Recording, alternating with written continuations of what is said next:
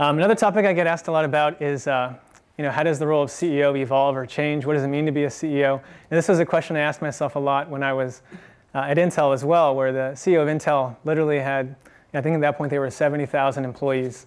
And I wondered, how does a person leading a 70,000 person company know how to spend his or her time?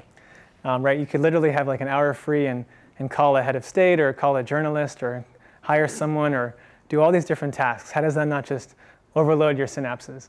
And the answer is, in some ways it's all about delegation, right? It's about firing yourself from as many jobs as you can. That's a path I've been on since early days of the company. But what that leaves is kind of where I am focused. So these are the three things that I've concluded are really my long-term responsibilities as a leader in a growing company. The first is really making sure we've set good direction and strategy for the business, right? Everyone's looking to me to help facilitate, but then ultimately drive what matters, right? Where are we focused? Why are we making this bet? Why is this the direction that's best for the company? And that's something that ultimately I have to be responsible for.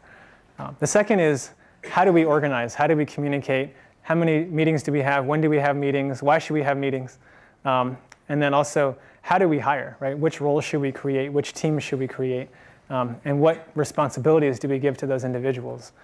And then the third one is, again, really personal. It's the chance to lead by example. It's basically my actions being what everyone reads into. And most of that manifests in the context of hiring, where I spend 50% of my time interviewing people. Right? That kind of might seem crazy to hear that, but that's the way it's been for 2 years now. And that's probably the way it'll be for the next 5 or 10 years. And so interviewing is a really important skill. If you guys have any questions, you can come talk to me after. But the ability to interview, I think, is something that everyone should build as a skill set. When I was at Zazzle as a first job out of school, I was a PM, but I also volunteered to run all of our Stanford college recruiting. It's just like a muscle. You have to iterate and get better at it through practice. And interviewing, again, you can always get better.